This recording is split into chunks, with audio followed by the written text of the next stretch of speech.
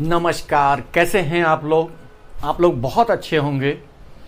हम लोग civil services या कह लीजिए प्रतियोगी परीक्षाओं की रणनीति के विषय में एक पूरी सीरीज चला रहे हैं।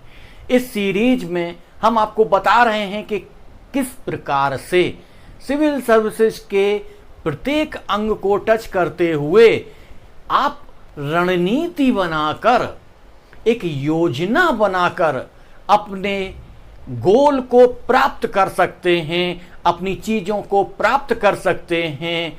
इस सीरीज में मैं आज अपना 8वां वीडियो लेकर प्रस्तुत हूं। इससे पूर्व मैंने 7 वीडियो और बना दिए हैं। जिन लोगों ने वो वीडियो ना देखे हों तो पहले प्लेलिस्ट में जाकर वो वीडियो देखिए और इसके पश्चात अपनी तैयारी को एक नई दिशा देने का प्रयास करिए। आज हमारा जो 8वां वीडियो है, इसका शीर्षक है मुख्य परीक्षा में उत्तर कैसे लिखें। बहुत सारे परीक्षार्थी जब हमसे मिलते हैं तब वो हमसे हमेशा यही पूछते हैं, चाहे वो हिंदी माध्यम के हों, चाहे वो अंग्रेजी माध्यम के हों, कि सर हमें अपना उत्तर कैसे लिखना चाहिए। या कह लीजिए जब वो नेट परीक्षा देते हैं तब भी, नेट यूजीसी नेट परीक्षा जब वो देते हैं या यूजीसी साइंस वाली परीक्षा देते हैं, जिसे CSIR कहते हैं, उसे देते हैं, तब भी उनको मुख्य समस्या यही आती है कि क्वेश्चन पहले जो लिखे जाते थे, अब तो ऑब्जेक्टिव टाइप कर दिए गए हैं, लेकिन पहले जब क्वेश्चन लिखे जाते थे तब ये समस्या होती थी कि लिमिटेड जगह दी जाती है उनको, और उस लिमिटेड जगह में वो कैसे अपना उत्तर लिखें।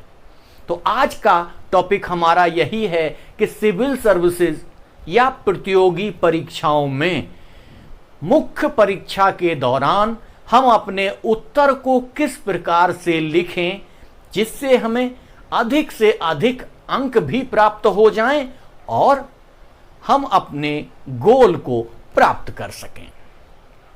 मुख्य चीज ये है कि हम लोग यूनिवर्सिटी लेवल पर, विश्वविद्यालय लेवल पर जो अपना लेखन करते चले आए हैं, उससे यहां पर थोड़ी भिन्नता हो जाती है। और भिन्नता क्यों हो जाती है वो भी हम आपको बताएंगे। बहुत सारे हमारे विद्वान हैं, वो ये बता देते हैं कि भिन्नता हो जाती है, लेकिन भिन्नता क्यों हो जाती है वो ये नहीं बताते। हम आपको पूरा विस्तार से समझाएंगे कि यहां भिन्नता क्यों हो जाती है। जब हम विश्वविद्यालय लेवल पर अपना यूजी या पीजी लेवल की चीजें लिख रहे होते हैं, तब वहां पर बहुत सारे जो छात्र हैं वो कहते हैं कि क्वेश्चन जो पूछा गया था उसके बारे में मुझे जितनी चीजें आती थी मैं सब लिख के चला आया। यदि आप सारी चीजें लिख कर चले आएंगे और इसके बाद हम एग्जामिनर पर छोड़कर चले आए हैं कि एग्जामिनर को जो चाहिए उसमें से निकाल ले, यानी आपने क्या किया है? आपने अपने उत्तर को कबाड़ा बना दिया है। ठीक है, लेकिन विश्वविद्यालय स्तर पर इस चीज पर बहुत ज्यादा ध्यान नहीं दिया जाता। क्यों? क्योंकि विश्वविद्यालय स्तर पर यह निर्धारित नहीं होता है कि आप किस परीक्षा में जाने वाले हैं, आप किस जगह जा रहे हैं। हो सकता है आप साहित्यकार बनने वाले हो सकता है आप लेखक बनने वाले हो सकता है आप शिक्षक बनने वाले हों, लेकिन यहां निश्चित होता है, निर्धारित होता है कि आप क्या करने वाले हैं। आप प्रशासनिक अधिकारी बनने वाले हैं, तो प्रशासनिक अधिकारी में एक दृष्टि होनी चाहिए कि वो अपनी चीजों को देख सके, समझ सके। इसलिए IAS परीक्षा या प्रतियोगी परीक्षाओं में आपके उत्तर एकदम सटीक होने चाहिए या प्रश्न की अपेक्षा के अनुसार होना चाहिए। प्रश्न में जो पूछा गया है उसी के अनुसार आपको लिखना चाहिए। यदि आप प्रश्न की अपेक्षा के अनुसार नहीं लिखते हैं तो निश्चित तौर से आप कम अंक पाएंगे, और प्रश्न की अपेक्षा के अनुसार यदि लिखेंगे तब आप अधिक अंक प्राप्त करेंगे। और इसके साथ अब प्रत्येक प्रश्न की शब्द सीमा निर्धारित कर दी गई है कि आपको यह क्वेश्चन 150 अंक में लिखना है, यह क्वेश्चन 200 अंक में लिखना है, यह क्वेश्चन 600 शब्द में लिखना है। तो इन शब्द सीमाओं में आप बंध जाते हैं। बहुत समय पहले मैं देख रहा था कि लोगों को शब्द सीमा निर्धारित नहीं की गई थी और उसके पश्चात शब्द सीमा निर्धारित की गई। मैंने यूपी पीसीएस की 1-2 अभ्यर्थियों को ऐसा भी देखा है जिन्हें निबंध लेखन में 0 अंक प्राप्त हुए हैं। 0 अंक प्राप्त हुए हैं। कैसे? क्योंकि शब्द सीमा जो थी वो शब्द सीमा उन्होंने ध्यान ही नहीं दी। शब्द सीमा को इतना ज्यादा बढ़ा दिया कि उसके पश्चात उनके शब्द के हिसाब से उनके अंक कम किए गए और एक स्थिति ऐसी आई कि उनके अंक 0 हो गए। तो 0 अंक भी प्राप्त हो जाते हैं यदि आप सही दिशा में नहीं लिखते हैं और बहुत सारा ऊटपटांग लिख देते हैं, शब्द सीमा से बाहर चले जाते हैं, तब आपको ये बहुत सारी समस्याएं सामना करना पड़ता है। तो पहली चीज, प्रश्न की अपेक्षा के अनुसार लिखें। प्रश्न की अपेक्षा क्या होती है? जैसे उसमें लिखा गया है टिप्पणी करिए, आलोचनात्मक समीक्षा कीजिए, आलोचनात्मक वर्णन कीजिए, आलोचनात्मक क्या करिए? आलोचना करिए, आलोचनात्मक आलोचना करिए। अब आप कहेंगे कि एक ही शब्द को 2 बार कैसे बोल दिया? नहीं, इन शब्दों के बहुत महत्व हैं, इन शब्दों के बहुत अंतर होते हैं। इन शब्दों के अंतर को लेकर हम एक पूरा वीडियो लेकर आएंगे और प्रत्येक शब्द को समझाएंगे आपको। यदि आज हम यहीं पर इन शब्दों को समझाने लग जाएंगे तो वीडियो बहुत बड़ा हो जाएगा और बहुत बड़ा वीडियो कहीं ना कहीं आपको बोर करने लग जाता है और जो मेन चीज हम बताना चाहते हैं उससे हम भटक जाते हैं।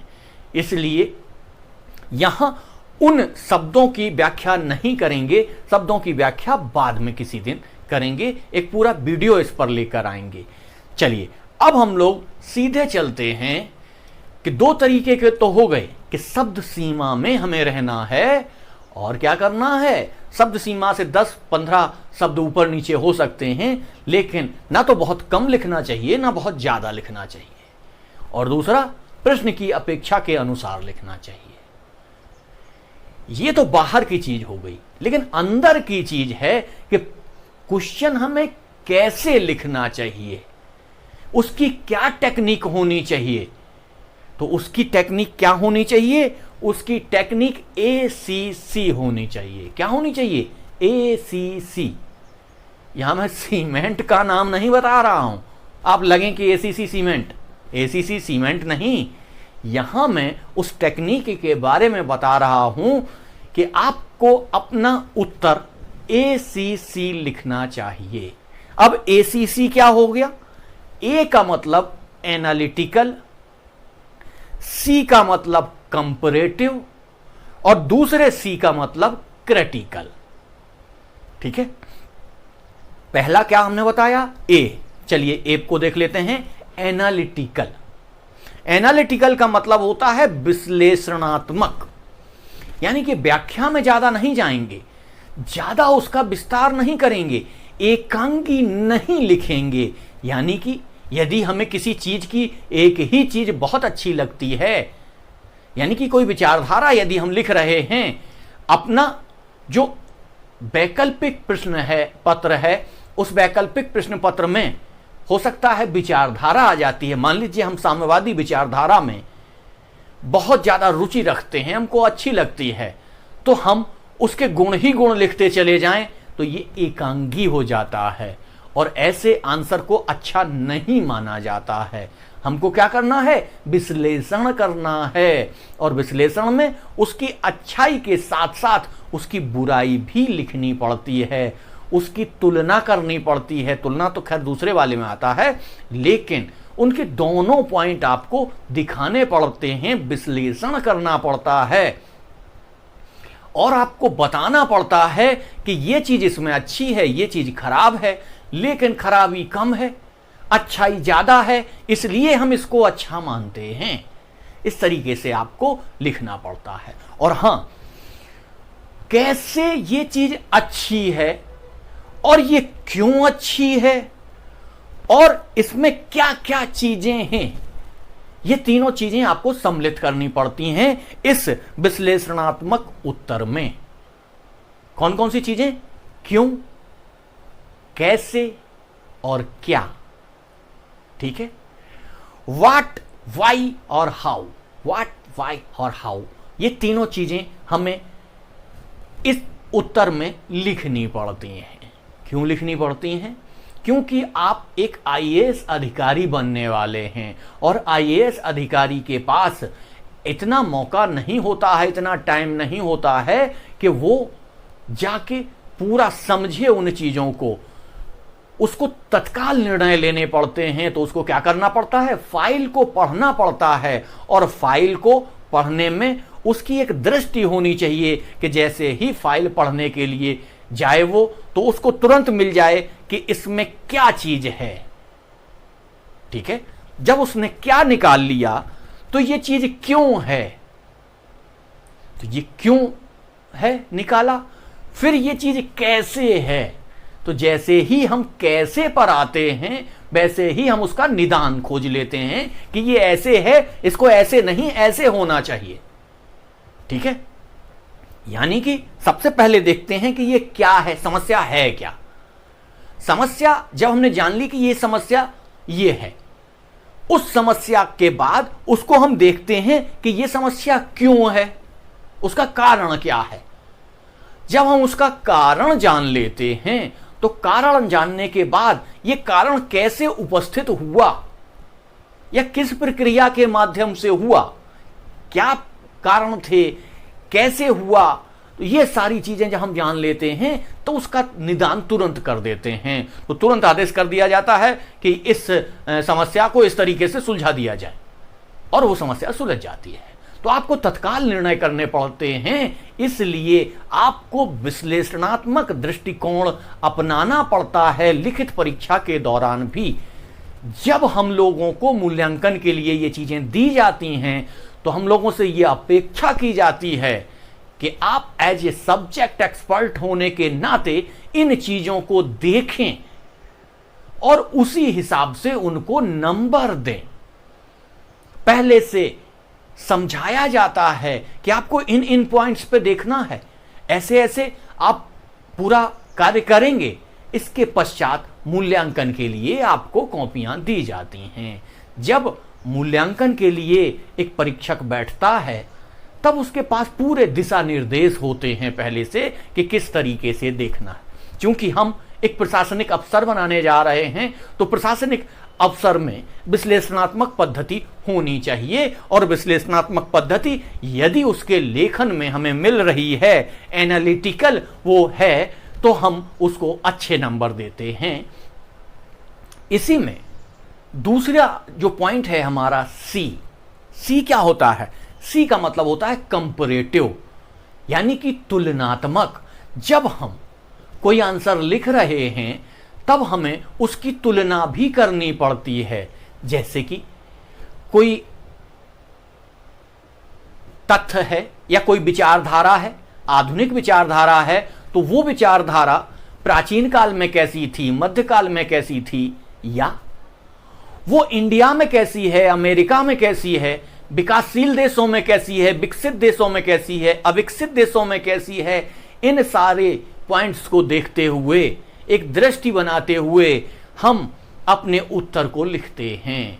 तो उत्तर का क्या होता है? विस्तार हो जाता है, उत्तर बढ़ जाता है, उसकी डेप्थ आ जाती है उस उत्तर की, और परीक्षक को यह समझ में आने लग जाता है कि इस व्यक्ति की तार्किक शक्ति अधिक है, इस व्यक्ति की कंपैरिजन करने की क्षमता अच्छी है, इस व्यक्ति की तुलनात्मक स्थिति अच्छी है। यदि ये व्यक्ति प्रशासनिक अधिकारी बनता है तो ये समस्या की तुलना करके तत्काल उस समस्या का समाधान कर सकता है, तब उस परीक्षार्थी को अधिक अंक प्राप्त होते हैं जो तुलनात्मक दृष्टिकोण को लेकर चलता है, और जो परीक्षार्थी तुलनात्मक दृष्टिकोण को नहीं लेता है उसको निश्चित तौर से कम अंक प्राप्त होते हैं।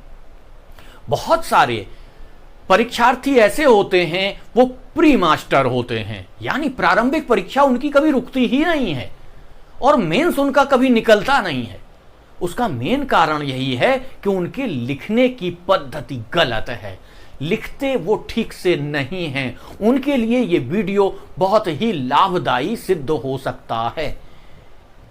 और इसमें आगे चलते हुए हम लोग देखते हैं तीसरा जो हमारा शब्द है सी, यानी कि ACC।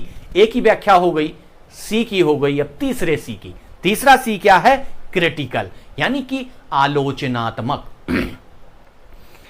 जो उत्तर हम लोग लिख रहे हैं उसकी हमें आलोचना भी करनी है, यानी कि उसके नेगेटिव पॉइंट भी बताने हैं या उसकी संभावनाएं बतानी हैं कि भविष्य में इसमें यह संभावना हो सकती है, भविष्य में इसमें ये कमियां आ सकती हैं, आज इसमें ये कमियां हैं, आगे इसमें ये कमियां आएंगी और इन कमियों के माध्यम से इनको हम किस तरीके से कम कर सकते हैं।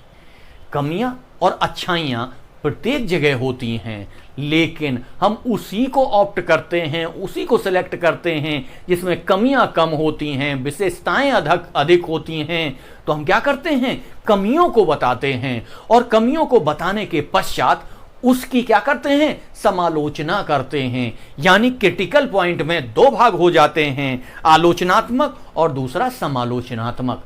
आलोचना में हम उसकी कमियां गिनाते हैं, भविष्य की कमियां गिनाते हैं, पुरानी कमियां गिनाते हैं। सारी कमियां गिनाने के पश्चात अब आप कहेंगे कि इतनी कमियां गिनाने लगेंगे तो हम एक किताब लिख देंगे। भैया किताब नहीं लिखना है, यही तो है। इससे पिछला वीडियो देखिए, हमारा जो 7वां वीडियो है उसमें हमने बताया था कि किस तरीके से लेखन किया जाता है, किस तरीके से आप अपनी बातों को समराइज करेंगे, किस तरीके से आप संक्षेपण करेंगे। तो उस संक्षेपण विधि का प्रयोग करते हुए आप प्राचीन काल के भी 4 शब्द लिखेंगे, 4 शब्द भविष्य के भी लिखेंगे, 10 शब्द वर्तमान के लिखेंगे। ये सारे शब्द मिलाने के पश्चात फिर इसकी समालोचना करेंगे। समालोचना करने के पश्चात अब आपका आंसर एक पूर्ण रूप लेता हुआ दिखाई देता है। यदि आप इस प्रकार से उत्तर लिखते हैं तो निश्चित तौर से आप अपने गोल को प्राप्त करेंगे, आप बहुत अच्छी पोस्ट को प्राप्त करेंगे। यदि आपने IAS चुना है तो IAS प्रॉपर बनेंगे, IPS बनेंगे। ऐसा नहीं है कि नीचे कस्टम अप्रेजर पा जाएं। कस्टम अप्रेजर वही पाता है जिसके लेखन में कमी होती है, जिसकी अभिव्यक्ति क्षमता कम होती है। वही व्यक्ति, क्योंकि लगातार मेहनत तो सारे अभ्यर्थी वैसी ही करते हैं, कोचिंग भी वैसी ही पढ़ते हैं, यूट्यूब पर भी वैसा ही पढ़ते हैं, लेकिन कुछ लोग बहुत अच्छा कर जाते हैं, कुछ लोग बहुत कम कर पाते हैं। उसका मेन कारण यही है कि वो व्यक्ति इन पद्धतियों से अवगत नहीं है। सीधा आया, सीधा उसने पढ़ना शुरू किया और सीधा उसने लिखना शुरू कर दिया। ये जो टेक्निक हमने आपको बताई, ये टेक्निक आपको बहुत पहले से सीखनी है। विश्वविद्यालय स्तर से ही ये सीखनी है आपको, और विश्वविद्यालय स्तर के पश्चात भी आपको इस पद्धति पर चलना है। यदि ACC पद्धति पर आप कार्य नहीं करेंगे तो जब आप प्रतियोगी परीक्षाओं में लिखने के लिए जाएंगे तब आप बहुत अच्छा वहां पर नहीं लिख पाएंगे। ये कार्य बरसों का है, लेकिन आप क्या करते हैं? उसे मिनटों में, घंटों में और दिनों में करना चाहते हैं। ऐसा नहीं हो सकता है।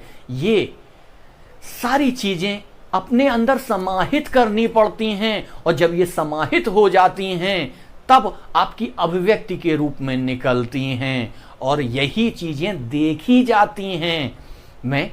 चूंकि मैंने आपको पहले ही लेक्चर में बता दिया था कि मैं 1-2 आयोगों में एज ए सब्जेक्ट एक्सपर्ट भी काम करता हूं, तो मुझे पता है कि किस तरीके से निर्देश दिए जाते हैं, किस तरीके से बताया जाता है। ऐसा नहीं होता है कि आप सब्जेक्ट एक्सपर्ट हैं तो आपको कॉपी दे दी गई, आप कैसे भी चेक कर लीजिए। नहीं, आपको पहले एक मीटिंग में पूरा समझाया जाता है कि आपको इस तरीके से मूल्यांकन करना है, और मूल्यांकन जब आप करने जाते हैं उसके बीच में भी आपको निर्देश जारी हो सकते हैं, और आपको बताया जाता है कि आप एक प्रशासनिक अधिकारी की कॉपी चेक कर रहे हैं तो आपको ये सारी चीजें देखनी पड़ेंगी। उसमें जब पूरे निर्देश होते हैं, आपके पास उत्तर की एक कॉपी होती है कि उत्तर इस तरीके से लिखा होना चाहिए, एक आदर्श कॉपी आपके पास होती है। उस आदर्श कॉपी के आसपास यदि बच्चा लिख रहा है, उसके अनुसार लिख रहा है, तो उतने ही उसके अंक बढ़ते चले जाते हैं। इसलिए आप ध्यान रखिए, आप अपनी लेखन शैली उस तरीके से डेवलप करिए। हम ये जो शब्दों की बात कर रहे थे, इन शब्दों के बारे में विस्तार से एक वीडियो लेकर आएंगे, क्योंकि ये बहुत इंपॉर्टेंट हैं और इनकी बहुत महत्वपूर्ण भूमिका होती है आपके आंसर लिखने में। आंसर का लेखन या उत्तर का जो लेखन है निश्चित तौर से प्रभावी होना चाहिए, और ये प्रभावी तभी होगा जब आप इस ACC नियम को लागू करेंगे। क्योंकि परीक्षक अपनी दृष्टि से जो वो विश्वविद्यालय स्तर पर देखता चला आ रहा है, यहां उसे नहीं देखना है। उसे यहां पर एक नई दृष्टि दी जाती है, जिस दृष्टि के साथ वो आपकी उत्तर पुस्तिकाओं का मूल्यांकन करता है, और उस मूल्यांकन के पश्चात आपको अंक प्राप्त होते हैं। इसलिए आपको उन सारे नियमों की जानकारी होनी चाहिए कि किन नियमों के अनुसार आयोग अपने उत्तर पुस्तिकाओं का मूल्यांकन करवाता है, तभी तो आप उसके लिए तैयार हो पाएंगे। इसलिए आपके रणनीति में, आपकी परीक्षा की रणनीति में यह चैनल बहुत महत्वपूर्ण भूमिका निभा सकता है। वीडियो ज्यादा बड़ा ना हो, इसलिए आज इसको यहीं तक रखते हैं। कल एक नए टॉपिक के साथ पुनः उपस्थित होंगे। हाँ, लेकिन जिन छात्रों ने हमारा चैनल सब्सक्राइब नहीं किया है तो प्लीज इस चैनल को सब्सक्राइब कर लीजिए। वीडियो अगर अच्छा लगा है तो उसे लाइक करिए, और यदि आपको लगता है कि आप जैसे अन्य परीक्षा के प्रतियोगी छात्रों के लिए ये भी चैनल लाभदायी सिद्ध हो सकता है, तो इस वीडियो को, इस चैनल को अधिक से अधिक शेयर करिए, जिससे हमारा भी प्रोत्साहन हो, जिससे हमें भी ये लगे कि नहीं, लोग हमारे साथ जुड़ रहे हैं तो हमें इनके साथ उतनी ही मेहनत करनी है। नहीं तो हम लोग निराशा में आ जाते हैं, और निराशा में आने के पश्चात हो सकता है मैं इस कार्य को आगे ना बढ़ाऊं। तो आपको अधिक से अधिक हमारे साथ जुड़ना है, अधिक से अधिक इसको शेयर करना है, तभी हम इसको आगे बना पाएंगे, आगे चला पाएंगे। धन्यवाद।